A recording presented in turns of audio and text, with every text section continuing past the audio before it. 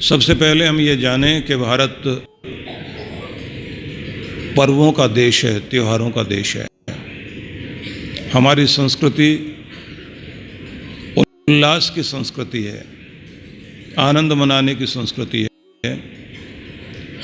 उदासी को, हताशा को हमारे यहाँ महत्व नहीं दिया गया। इसलिए ये माना जाता है कि उतार चढ़ाव के जीवन में एक ही अभ्यास सबसे अधिक करना है कि जल्दी से जल्दी अपना बैलेंस बना लिया जाए, संतुलन बना लिया जाए और अपने अंदर अपनी खुशी को ढूंढा जाए। आप लोग जानते हैं, दो तरह से दो शक्तियां इस दुनिया में काम करती हैं, एक बाह्य शक्ति, एक आंतरिक शक्ति। आंखों में भी ज्योति होनी चाहिए और बाहर भी लाइट होनी चाहिए, तो हमें ठीक से दिखाई देता है। और अगर आंखों में ज्योति हो नहीं और बाहर कितनी भी लाइट क्यों ना हो, तो आप लोग जानते हैं कि वो आंख है ही नहीं, तो बाहर की धूप, बाहर का सूरज कुछ भी नहीं करेगा। और अगर बाहर बिल्कुल अंधेरा हो और अंदर आंख ठीक काम करती हो, तो भी बात नहीं बनेगी। आंखें होते हुए भी हम अंधे जैसे हो जाते हैं। तो बाहर का वातावरण, बाहर की परिस्थिति, बाहर की व्यवस्था, बाहर का सिस्टम भी ठीक करना जरूरी है। लेकिन अगर अंदर से आपके आंख में ज्योति ही नहीं है, मतलब अंदर से आप खुश नहीं हैं, आपका चिंतन सही नहीं है, आपकी सोच ठीक नहीं है, आपका मन और मस्तिष्क ही बुझा हुआ है, तो बाहर का वातावरण कितना भी अच्छा क्यों ना हो, तो भी आप अंधों की तरह अपना जीवन अंधेरे में ही बिताएंगे, दुख में बिताएंगे, निराशा में बिताएंगे। इसलिए दो चीज़ें जरूरी है।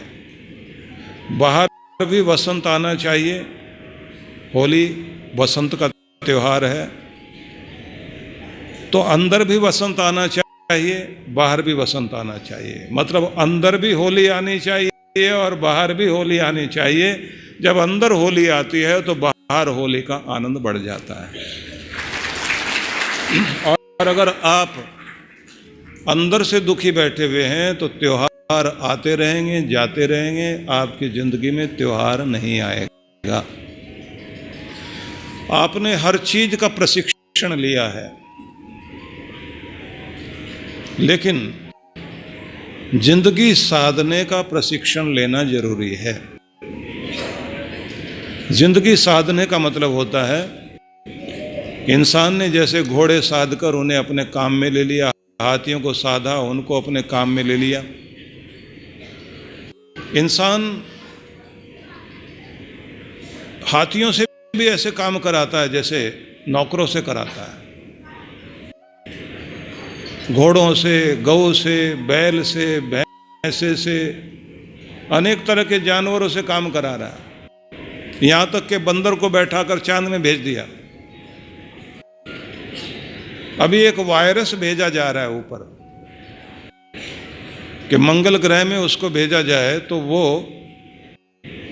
पानी नहीं हो या बर्फ में जम जाए या गर्मी बहुत हो, सूख जाए, फिर उसको पानी डाल दिया जाए तो फिर वो चलने लग जाए।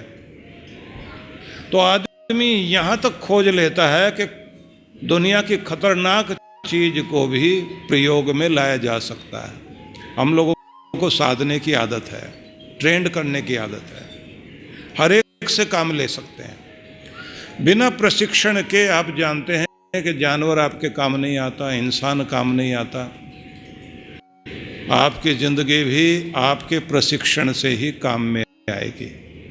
जहां आप इसे ले जाना चाहते हैं उसका प्रशिक्षण दीजिए। मतलब यह है कि हंसते रहने और खुश रहने का भी प्रशिक्षण खुद को देना पड़ेगा, तभी आप खुश रह पाएंगे।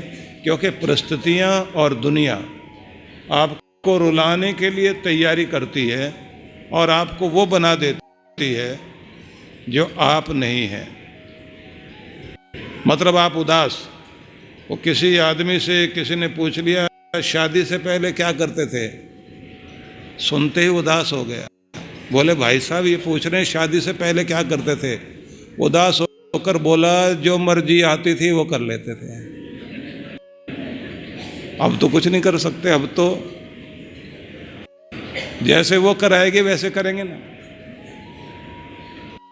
सीधा मतलब क्या हुआ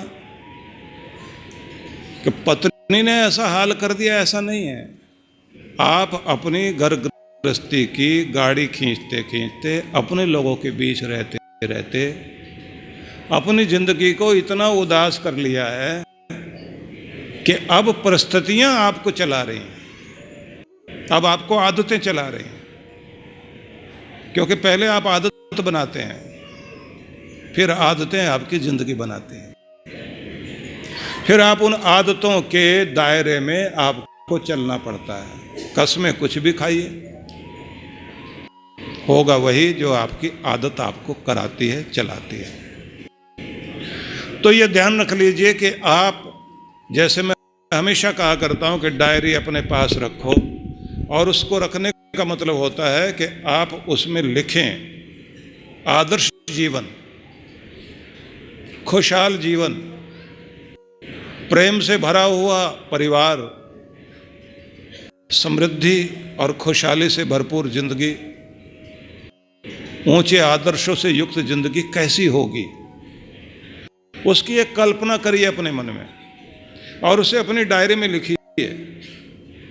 उसके बाद आप ये भी लिखें कि ऐसी जिंदगी के लिए इन लोगों ने क्या किया होगा जो आदर्श लोग हैं, या लोग ऐसे जीवन को पाने के लिए क्या करते हैं। उसके बाद आप अपने बारे में लिखिए कि जब मैं यहाँ जाना चाहता हूँ तो मुझे क्या करना चाहिए, मैं क्या कर रहा हूँ, कौन बाधाएं मुझे रोकती हैं। बस इतना सोचने के बाद आप अपने जीवन को वहाँ ले जाएंगे जहाँ आप ले जाना चाहते हैं। और अगर मन मर्जी से आप चलने लग गए, या आदतों से चलने लग गए, या परिस्थितियों से आप चलने लग गए, तो आपकी ज़िंदगी में वसंत नहीं आ सकता, त्यौहार नहीं आ सकता, होली आकर भी आकर निकल जाएगी। आप अपने जीवन में रंग नहीं बिखेर सकते, हालांकि कितनी भी कोशिश कर लीजिए। जीवन ऐसा है जिसमें सब रंग होते हैं। यहाँ सफेद रंग शांति वाला रंग भी है, बहुत लाल लाल रंग जो आपके खून का रंग है, प्रेम का रंग है, वो भी जिंदगी में है। वो काला रंग भी है जो आपको रोज सुला देता है। हालांकि देखा जाए कुल मिलाकर के 3 मुख्य रंग, जो टीवी की ट्यूब होती है ना, आपका जो टीवी होता है उसकी ट्यूब होती है, उसमें सिर्फ 3 रंग होते हैं। उन 3 रंगों से 7 रंग आते हैं। और ये भी माना जाता है कि 3 ही मुख्य प्रकृति के द्वारा दी गई ध्वनियां होती हैं। उन ध्वनियों से फिर सारी दुनिया बनती है। उन 3 ध्वनियों को प्रकट करने के लिए गूंगा भी बोल सकता है, और उन्हीं को कहा जाता है, गूंगा भी आ बोलेगा, गूंगा भी वो बोलेगा, गूंगा भी बोल देगा। तो ये 3 ही मिलकर ओम है।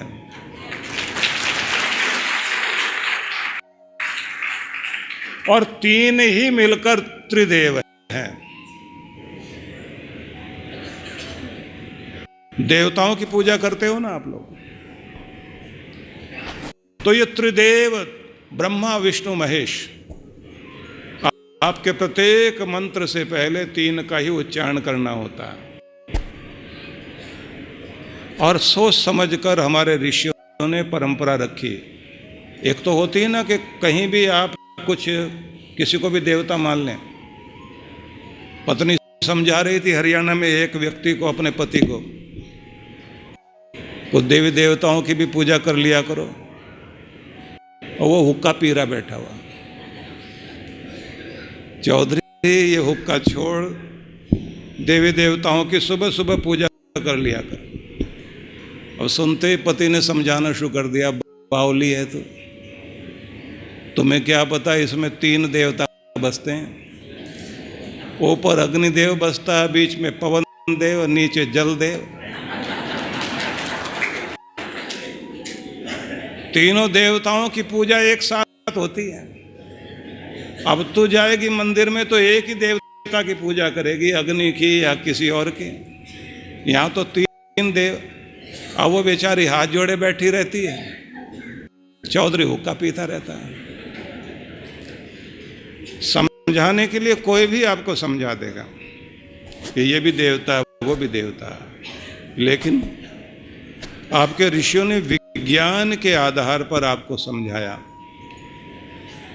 कि 3 ऐसी शक्तियां, ब्रह्मा का आ, विष्णु का ऊ और महेश का वो जो चंद्र बिंदु है, जो माथे पर चंद्रमा है, वो नाक से बोलने वाली जो ध्वनि है, वाली ध्वनि, ओम, कि इन 3 मुख्य ध्वनियों से सारी दुनिया आई। और इसमें तीनों शक्तियां विराजमान हो गई। संसार को शुरू करने वाली शक्ति, संसार का पालन करने वाली शक्ति और संसार को अपने आपे में समाहित करने वाली शक्ति। आपके यहाँ तीनों शक्तियों को माना गया है कि वो एक में आ गई। इसलिए शिवलिंग में भी तीनों शक्तियाँ हैं और ओंकार में भी तीनों शक्तियाँ हैं। जब आप इन 3 ध्वनियों का उच्चारण करते हैं या तीनों को एक साथ मिलाकर जब उच्चारण करते हैं, तो ये ध्यान रख लीजिए कि आप परब्रह्म परमेश्वर से जुड़ जाते हैं। हमारे जीवन में 3 रंग मुख्य रंग हैं जिनसे सारे रंग आ जाते हैं, लेकिन इन 3 रंगों को 7 रंगों में बांट लीजिए। 7 रंग मिलकर के आपके जीवन में धूप बनकर आती है। सूरज की जो 7 किरणें, सूरज की धूप में जो 7 रंग हैं, वे जब इकट्ठे होकर आते हैं तो आपके हर दिन धूप आती है, जिससे आपका जीवन चलता है। बस ये समझ लीजिए कि सुख दुख के रंग, शोक चिंता के रंग, प्रसन्नता और उत्साह के रंग, वैराग्य और संयोग के रंग, वो सारे रंग मिल करके ही जीवन की धूप बनती है, जिसमें जिंदगी चला करती है। इसे स्वीकार करना पड़ेगा। मतलब एक जैसी जिंदगी नहीं रहती। काले के कारण सफेद अच्छा लगता है, सफेद के कारण काला अच्छा लगता है। भूख के कारण आपको खाना पसंद आएगा, खा लिया तो उसके बाद आप चाहते हैं भूख लगनी चाहिए। दोनों का मेल है। दिन के कारण रात, रात के कारण दिन अच्छा लगता है। संयोग के कारण वियोग, वियोग के कारण संयोग। सोने के कारण जागना, जागने के कारण सोना अच्छा लगता है। ना तो सोते सोते जिंदगी गुजारी जा सकती, ना जागे जागे जिंदगी गुजारी जा सकती। ना तो मीठा खाकर जिंदगी गुजारी जा सकती, ना नमकीन खाकर गुजारा किया जा सकता। दोनों का मेल चाहिए। कुछ मीठा भी चाहिए, कुछ नमकीन भी चाहिए, कुछ तीखा भी चाहिए, कुछ फीका भी चाहिए। आपके जीवन में यही सब है। जो आप रोटी हाथ में लेते हैं वो फीकी होती है, और जो सब्जी आपके सामने होती है वो नमकीन होती है। इन दोनों को ही मिलाकर के रोज आप स्वाद लेते हैं। इसलिए सुख दुख के साथ जिंदगी चलती है। इसी को साथ मिलाकर खुश हुआ जा सकता है। अगर कहोगे नहीं हम तो ये चाहते हैं बस मीठी मीठी जिंदगी हो, तो मीठी मीठी जिंदगी भी कड़वी लगने लग जाएगी। क्योंकि मीठा जो है वो कड़वे के कारण अच्छा लग रहा है। ये कंट्रास्ट में जीवन है। वो पति पत्नी जो इतना लड़ते झगड़ते हैं ना, उस लड़ने झगड़ने का मतलब यही है कि उनके जीवन में वो मिठास बनी रहती है। हाँ, ज़्यादा लड़ना झगड़ना तो ठीक नहीं है। हल्का फुल्का चल जाए तब तो ठीक है। ज़्यादा लड़ना झगड़ना वो आदत नहीं बनाई है, कमियां निकालने की आदत नहीं बनाई है।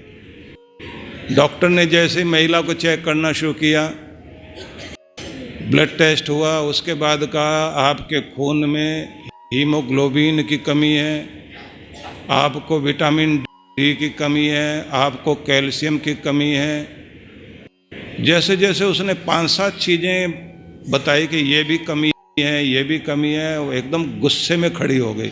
बोली इतनी कमी तो मेरी सास ने भी नहीं निकाली आज तक जितनी तुमने निकाली, और बस आज के बाद आपसे दवाई नहीं लेनी। अब ये बात क्यों होती है? आदमी को हर जगह भला करने वाला आदमी भी चिढ़ाता क्यों है? वो चिढ़ा नहीं रहा, आप चिढ़े बैठे हैं अंदर से। जब आप इरिटेट रहते हैं ना, तो इरिटेट आदमी जिंदगी में कहीं भी जाएगा, किसी से भी बात करेगा, उसे लगता है ये मेरी मजाक उड़ा रहे हैं, ये मुझे परेशान कर रहे हैं। आप कोई अच्छी बात कह दीजिए, वो अच्छी बात भी उनको अच्छी नहीं लगेगी। तो आपको कुछ चीज़ें पहले करनी पड़ेंगी। सबसे पहली बात यह कि अगर आप चाहते हैं आपकी ज़िंदगी में रोज़ होली आए, तो सबसे पहले ज़िंदगी में शांति लाना शुरू करिए, इरिटेशन से बचिए। और कोई इरिटेट भी करता हो तो उसे भी दिल पर लगाने की ज़रूरत नहीं है, क्योंकि आप अगर खुश रहने की आदत बनाएंगे तो दूसरे की मजाक भी आपको प्रसन्नता देगी। और अगर आप अंदर से परेशान हैं तो कोई अच्छी बात भी बताएगा तो भी आपको गुस्सा आने लग जाएगा। तो सबसे पहली बात हुई, आपको शांत रहना सीखना चाहिए, मस्तिष्क को खाली रखना सीखिए। इसको ज़्यादा आप तनावग्रस्त रखते हैं और बहुत ज़्यादा सोचते हैं, तो उस सोचने से आपको जीवन में कुछ भी नहीं मिलता, क्योंकि चिंतन हो चिंता नहीं हो, इसकी प्रैक्टिस करनी पड़ेगी। चिंता तो अपने आप होती है, चिंतन आपको सोच समझ के करना पड़ेगा। चिंतन का मतलब है कि आप खुद से मीटिंग करिए, कुछ पॉइंट्स लेकर के मेरी प्रॉब्लम कहाँ है उन्हें लिख लीजिए, फिर उसके ऊपर गहराई से चिंतन करें, विचार विमर्श करें, सलाह लें। उसके बाद दिमाग को खाली कर लीजिए कि इस बारे में सोच लिया गया, अब इस बारे में मैं इस तरह से ये कार्य करूंगा। उसका परिणाम ये होगा कि आप अपनी चिंता को दूर कर पाएंगे। समाधान खोजना चाहिए, समस्या पर अटके मत रहना चाहिए। अगर आप चाहते हैं आपके जीवन में रोज खुशी रहे और आपका जीवन होली से भरपूर रहे, तो आपको समस्या पर ज़्यादा ध्यान नहीं देना, समाधान पर ध्यान देना है। सॉल्यूशन ढूंढिए, उसका अंतिम परिणाम पर आप पहुंचें कि उसे हम कैसे प्राप्त कर सकते हैं। समस्या पर अगर आपका ध्यान ज़्यादा रहेगा तो चिंता भी बढ़ेगी, डर भी बढ़ेगा, और आपका दिमाग एक डर तक पहुंचने के बाद कुंद हो जाता, रुक जाता दिमाग। फिर आप सोच नहीं पाता आपको कुछ भी कि क्या करूं क्या नहीं करूं। अगर आप अपने आप को ठीक ढंग से समझ सकें, या कभी कभी ज़्यादा दबाव आ जाए, उस समय छोड़ दीजिए, अपने आप को खाली कर लो, कहो कि थोड़ी देर के बाद सोचेंगे, कल सोचेंगे, अभी भूल जाएं। खा पी कर मस्तिष्क शांत करके ताज़ी हवा में घूमकर उसके बाद में उसके पॉइंट्स नोट करके फिर उस पर विचार करें। और एक खास बात सबको ध्यान रखनी है, रात में चिंता करते हुए मत सोचो और न सो। रात्रि के समय में जितना मस्तिष्क हल्का कर सकते हैं, क्योंकि पूरी प्रकृति में भगवान ने ऐसी व्यवस्था दी है कि रात होते होते इसका बेस खत्म करिए। रात होते होते आप लोग ये देखते हैं पूरी प्रकृति में शांति आनी शुरू हो जाती है। झिंगूर की आवाज ऐसी आवाज होती है जैसे ओंकार की आवाज होती है। तो रात्रि में आपको शांत होना होता है। भगवान काला पर्दा डालता है, वो काला रंग ही शांति का रंग है। वैसे जादू का रंग माना जाता है। जादू करने वाले काला रंग रखते हैं, काला कपड़ा उड़ाते हैं। सम्मोहन वाले काला कपड़ा उड़ाते हैं, क्योंकि मस्तिष्क को सुलाना होता है उनको। तो आपको रात्रि में जैसे जैसे अंधेरा होने लग जाए, और ये भी याद रखिए कि लाइट जला करके नहीं सोना। अगर आपको लाइट जलाने की जरूरत पड़ती है तो हल्की नीली रोशनी करिए, सितारों वाली रोशनी, टिमटिमाते हुए तारों वाली रोशनी। बहुत लोगों को डर लग रहा होता है ना कि उनको लाइट चाहिए, तो हल्की इतनी रोशनी कर लीजिए, क्योंकि रोशनी भी आपकी नींद को लाने में सहायक भी और भगाने में भी सहायक है। तो जो नींद लाती हो वो वाली रोशनी चाहिए। तो जैसे जैसे रात होने लग जाती है तो शांति आपके अंदर उतरती है, जिससे खुमारी आती है, आप सोते हैं। ठीक उसी तरह से रात्रि जैसे जैसे बीतने लग जाए, दिमाग को जितना शांत कर सकते हैं उस समय ज्यादा चिंतन मनन की बात नहीं करनी चाहिए। दबाव खत्म कर दीजिए सोने के लिए जब आप जा रहे हैं। बहुत ज्यादा उस समय की मीटिंग भी नहीं होनी चाहिए, दबाव भी नहीं लाना चाहिए। शांत होकर आप सो जाएं और शांति की उपासना करें। सवेरे जब आप जागते हैं, सवेरे जागते समय उत्साह, उल्लास, आनंद, उमंग, गुनगुनाती हुई शाम, मुस्कुराती हुई सुबह। बस ये दो बातें याद रख लीजिए। गुनगुनाते हुए सोइए, मुस्कुराते हुए जागिए। या फिर जो मैं शब्द कहा करता हूं अधिकांश रूप से कि शांति में सो, आनंद में जागो, ये प्रैक्टिस करनी है। अगर शांति में सोना सीख गए और आनंद में जागना सीख गए तो हर दिन होली है आपकी जिंदगी में।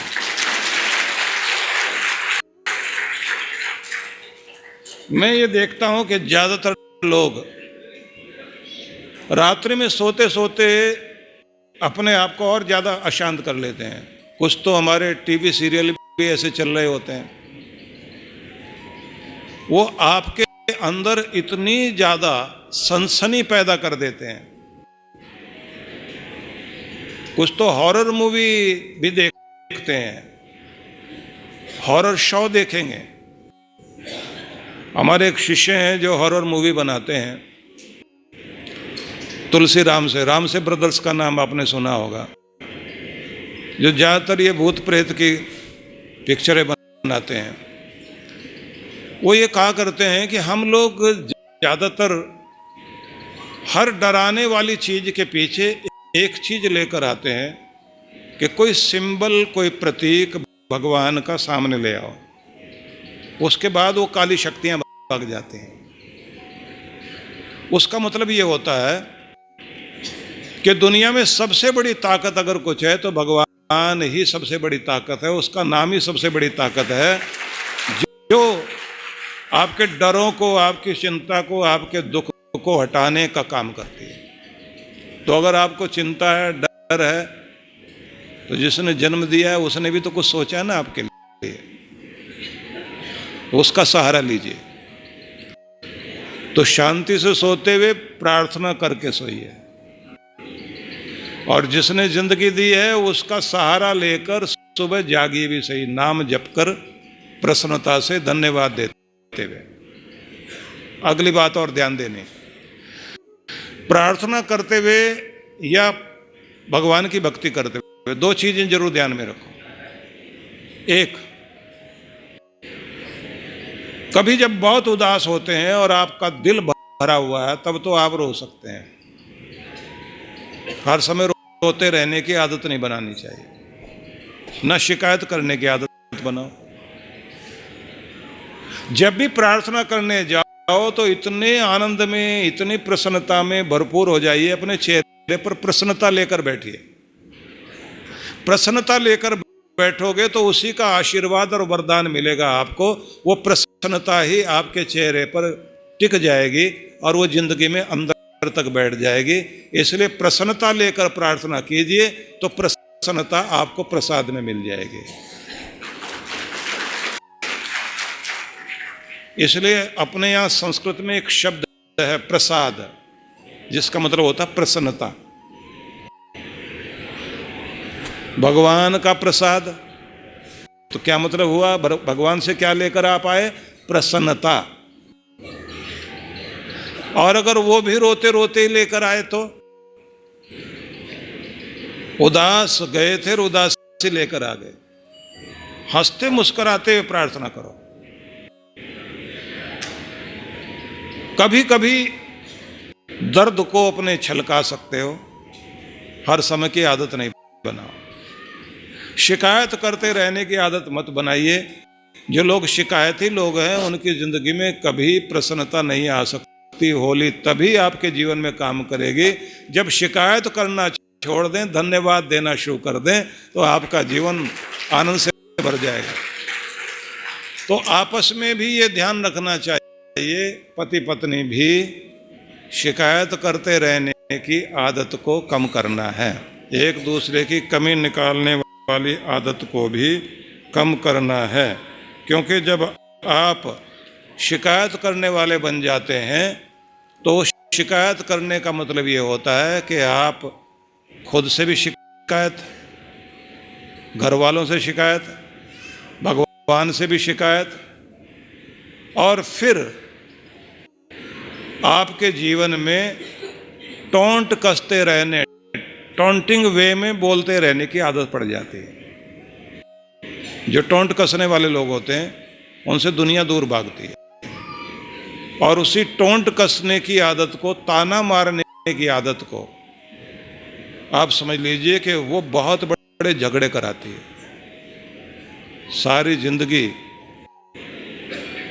भूल नहीं सकता जो आपने ताने मारे। आप सोचिए जरा कि किसी महिला की शादी को 50 साल बीत गए, 20 साल की उम्र में शादी हुई, 70 साल की हो गई।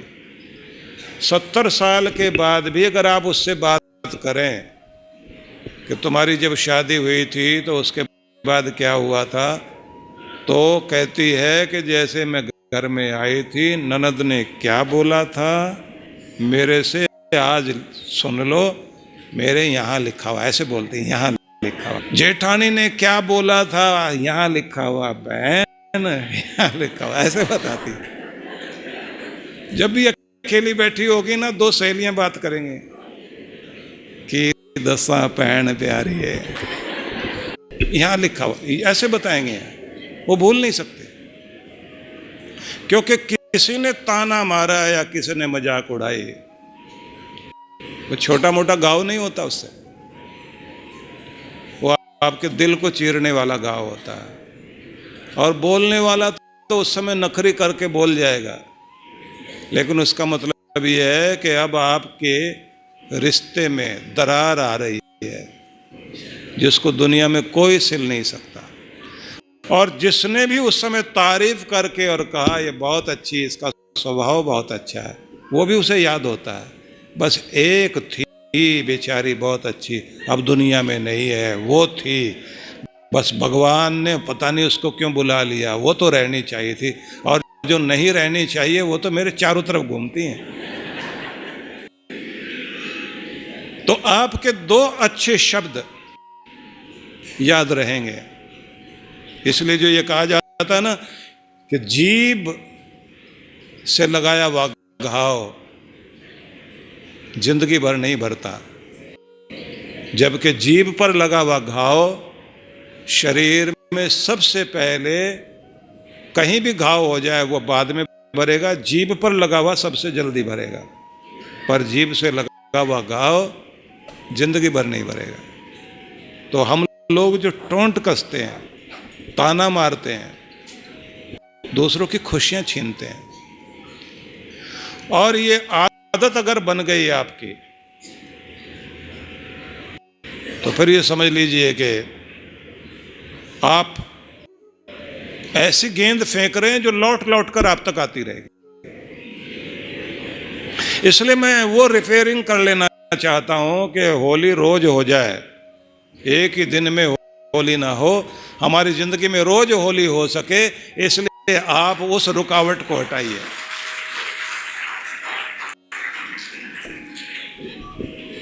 और जिनको मस्ती में जीने की आदत होती है ना, बहाना ढूंढते हैं हंसने का।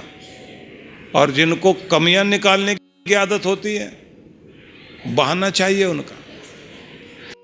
आपने ब्याह शादी में भी देखा होगा, एक न एक आदमी ऐसा जरूर होता है जो रूठा ही रहता है। वो चाहे फूफड़ जी हो, किसी के फूफा जी हो, किसी के मामा जी हो, या फिर जीजा जी हो।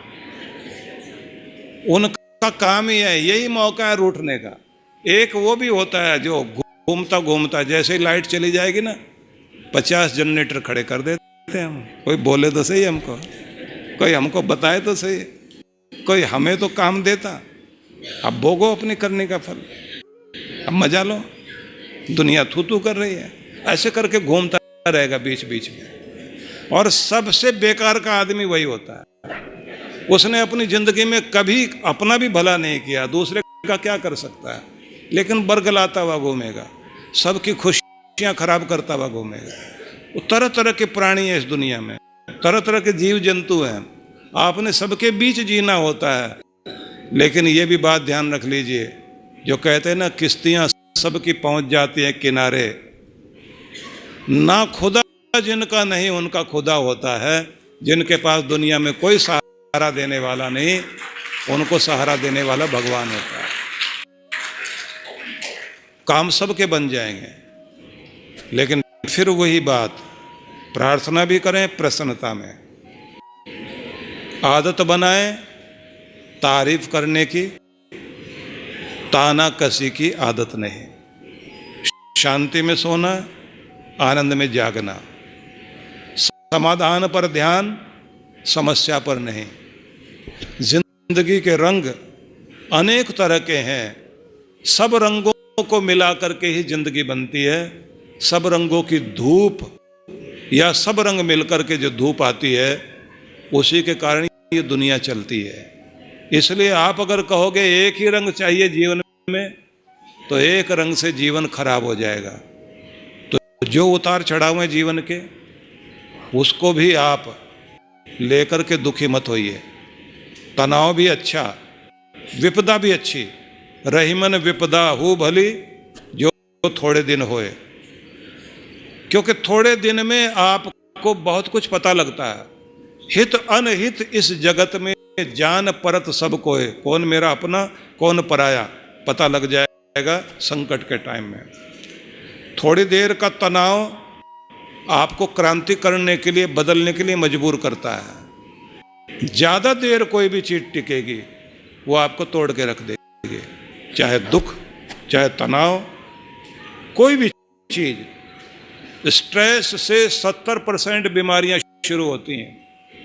लेकिन अगर स्ट्रेस टिका रहेगा, तब बीमारी पैदा करेगा। आया और चला गया तो कुछ न कुछ अच्छा करके जाएगा।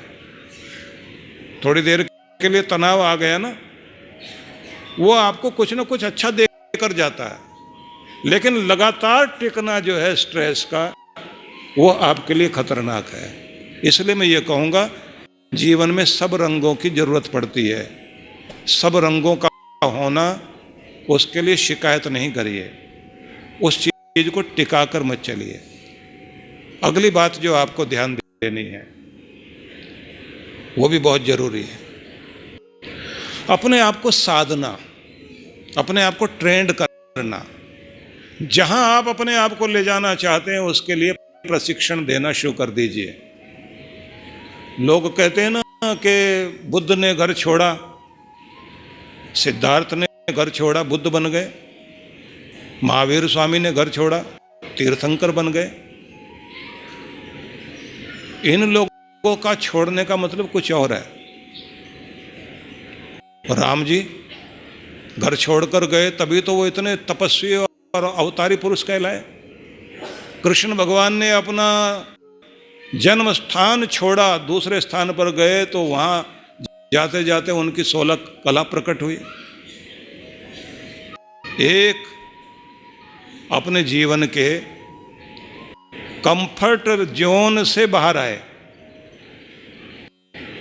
डेंजर जोन में जाके खड़े हो गए, वहां जाकर उन्होंने अपनी शक्ति बनाई। जबकि मजाक वाले लोग अलग बोलते हैं, मजाक वाले कहते हैं बुद्ध ने घर छोड़ा तो कितने बड़े महात्मा बुद्ध बन गए, महावीर स्वामी तीर्थंकर बन गए, राम जी जो है अवतार बन गए, कृष्ण भगवान अवतार बन गए, मोदी जी ने घर छोड़ा तो प्रधानमंत्री बन गए, योगी जी ने घर छोड़ा तो वो जो है मुख्यमंत्री बन गए।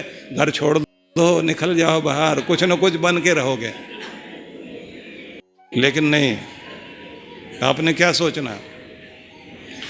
आपने सोचना है कि वो अपने आराम वाले दायरे को छोड़कर खतरे वाले दायरे में जाकर खड़े हुए, अपनी आत्मा को शक्तिशाली बनाया। तो शक्तिशाली बनाने के बाद सर्व पूजनीय और सारी दुनिया के लिए आदरणीय बन गए। अगर आप अपने कंफर्ट जोन में पड़े रह जाओगे तो जिंदगी में कभी कुछ नहीं बन सकते। इसलिए संकट को देखकर घबराइए नहीं, बल्कि संकट में रिकॉर्ड बीट करने की कोशिश करो, कीर्तिमान स्थापित करने की कोशिश करो, तो जिंदगी आपकी उत्साह से उल्लास से भर जाएगी। आपको उस आराम के दायरे से बाहर निकलना है। और बच्चों को आप देखते हैं ना कि आजकल एग्जाम्स हो रहे हैं, और अभी भी मैं देख रहा हूँ मेरे पास में पर्ची में लिख करके दिया हुआ, उसके लिए भी, इसके लिए भी, इसके लिए भी, मेरी ये सहेलियाँ हैं, मेरा ये भाई है, इसका भी एग्जाम है, इसके लिए भी आप प्रार्थना कर देना, प्लीज़ प्लीज़, बस ये एकदम पास हो जाए, अच्छे नंबरों से हो जाए, क्योंकि हम आ नहीं सकते थे आशीर्वाद के लिए। पेन भेजा है, पेन पे हाथ लगा देना और 100 में से कम 98% नंबर दिलवा देना।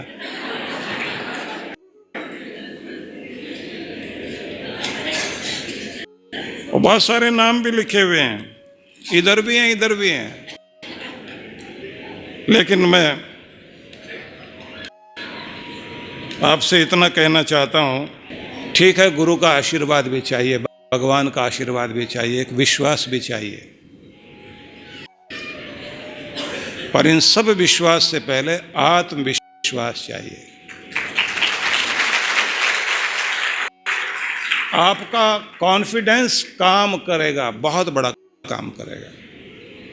जो बच्चे एग्जाम देने के लिए जाते हैं तो वहाँ जाते जाते डर के कारण उनका जो कुछ भी याद रहता है वो सब भूल जाता है। पहले डर पर विजय प्राप्त करने की आदत बनानी चाहिए। शुरुआत से बच्चों को ट्रेंड करिए, छोटे से ही। डरना नहीं सीखना। शकुंतला ने अपने बच्चे को, भरत को, डर से लड़ना सिखाया था। वो जो शेर के बच्चे के दांत गिन के खेलता था। बच्चों को डरों से खेलना, डर जीतना आ गया, क्योंकि ये परीक्षा तो साल में एक बार होती है। जिंदगी तो ऐसी चीज है जहां हर पल, हर दिन, हर क्षण रोज नई परीक्षा है, और उसके लिए कोई ट्रेनिंग नहीं दी जाती, कोई नहीं सिखाता। वो लिखा हुआ था ना, एक बाबा ने लिख के रखा हुआ था, पर्ची वाले बाबा ने। बच्चे पर्चियां लेके जाते ना नकल करने के लिए, लिखा हुआ था, पढ़ना लिखना छोड़ दे बच्चा, कर नकल की आस। पढ़ना लिखना छोड़ दे बच्चा, कर नकल की आस। ओढ़ रजाई सो जा बच्चा, रब करेगा पास।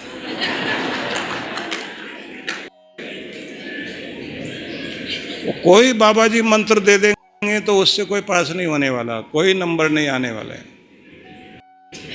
अगर नंबर आएंगे तो आपकी रोज की पढ़ाई भी चाहिए, और साथ में आत्मविश्वास भी चाहिए। बच्चों को गायत्री मंत्र जरूर याद कराइए। गायत्री मंत्र सबको आना चाहिए। रोज रोज पढ़ते रहने की आदत डालिए। कि थोड़ी देर के लिए टीवी बंद करके बच्चों को कहो टीवी से भागना नहीं, टीवी देखो कोई बात नहीं, लेकिन टीवी बाद में, पहले पढ़ाई कर लो। पढ़ाई जब कर लिया उसके बाद में कहो कि अब अपना टीवी देख लो। क्योंकि अनुशासन अगर आपने सिखा दिया तो बच्चे मनोरंजन भी करेंगे, पढ़ाई भी करेंगे, कहीं पीछे नहीं रह जाएंगे। लेकिन जरूरी चीज है कि अगर डर को जीतना सीख लिया आपने तो आपकी जिंदगी में खुशी आएगी। और डर नहीं जीत पाए तो डर के कारण चिंता, चिंता के कारण निराशा, निराशा के कारण डिप्रेशन, अवसाद।